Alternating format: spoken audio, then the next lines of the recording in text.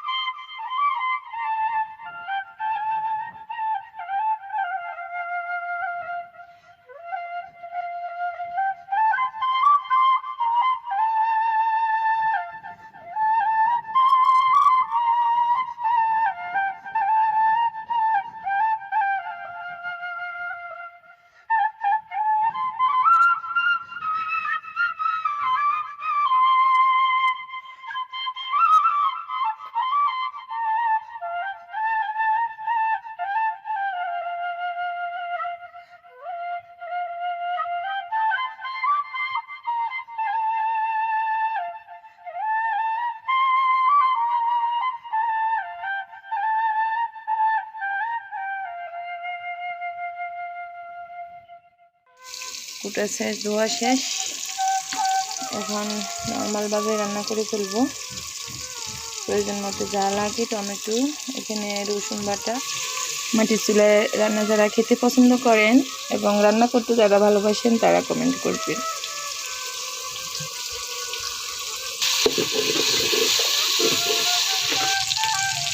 হলুদের পরিমাণটা আমি অত বেশি দিই না, হলুদ কম দিলে আমার কাছে ভালো লাগে, তো পরিমাণ মতো দিয়ে দিলাম। আপনারা আপনাদের মতো একটু দিবেন। আর আমি কোনো রেসিপি শেয়ার করতে পারি না আপনাদের সাথে, কারণ আমিও তো যেভাবে নর্মাল রান্না করি ওভাবে শেয়ার করি। এটা জাস্ট এমনি শেয়ার করলাম একটু আপনাদের সাথে।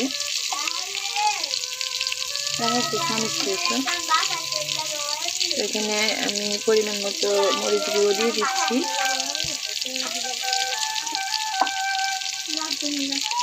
ঝালটা একটু পছন্দ করি, তো বাচ্চাদের জন্য বেশি দিলে আবার সমস্যা, ওরা এমনিতে কম খাই। তো এখন আমি অল্প কিছু জিরের গুঁড়ো অ্যাড করবো এখানে।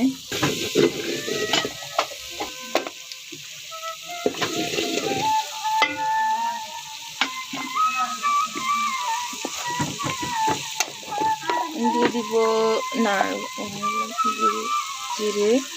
জিরে ধনিয়া গুঁড়ো মিক্স করা। তো মাছের সাথে অনেকে জিরেটা ধনিয়া গুঁড়োটা খাই না, আমরা সব তরকারির সাথে ব্যবহার করি জিরে ধনিয়া গুঁড়ো এগুলা। আর মাংসের মশলা তো আর অনেক কিছু থাকে, কিন্তু ওগুলা তো আর এখানে করবো না, জাস্ট মাছের সাথে নর্মাল যে ব্যবহার করে থাকি জাস্ট ওগুলো শেয়ার করছি আপনাদের সাথে। আর এখন আমি মাছ যেগুলো রান্না করবো ওগুলো দিয়ে দিব।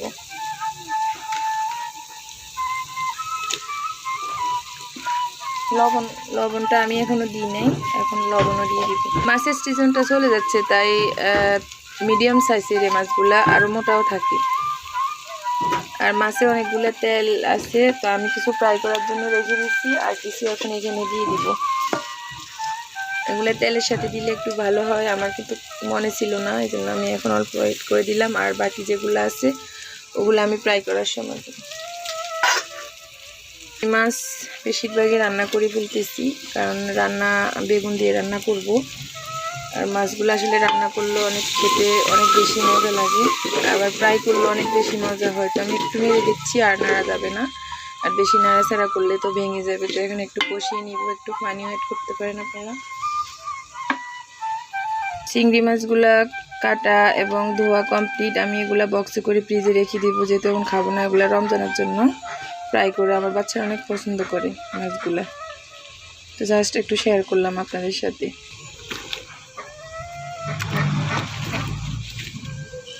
তা আমার আসলে আরও চুলা ছিল এখানে, এগুলা আসলে লবণাক্তর কারণে চুলাগুলো নষ্ট হয়ে গেছে। আর আমি পাকা চুলা বসাবো, ওখানে আসলে পাকা চুলার একটা সৌন্দর্য আর মাটির চুলার একটা সৌন্দর্য। তো পাকা একটা বসামো, এই জন্য আর ওপাশে আর চুলা উঠেতেছি না।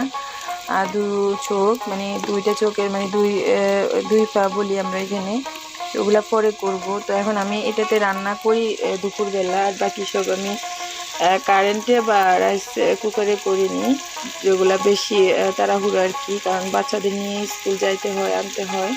তো আজকে আমার শরীরটা একটু ভালো না, এই জন্য স্কুল গেলাম না। তো আপনাদের সাথে তাই একটু শেয়ার করতেছি।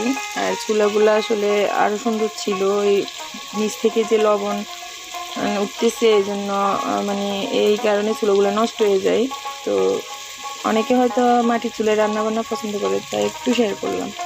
আমি এখানে এখন ঝোল অ্যাড করবো, এরপরে আমি বেগুনগুলা দিয়ে দিব। তো আমি এখানে একটু পানি দিব, বেশি দিব না, পরে একটু দিব। এগুলো একটু কষিয়ে নিয়ে তারপরে এখানে বেগুনগুলো দিয়ে দিব। বাইরে চুলা তুলে করা যায়, কিন্তু বাইরের ওই পরিবেশটা করে নিতে হয়, কারণ এখানে অনেক মুরগি, তারপরে হাঁস মুরগি, কুকুর, এগুলোর কারণে বাইরে অনেক সময় করা হয়ে ওঠে না। তো যখন আমি বাইরে কিছু করবো আপনাদেরকে দেখাবো ইনশাল্লাহ।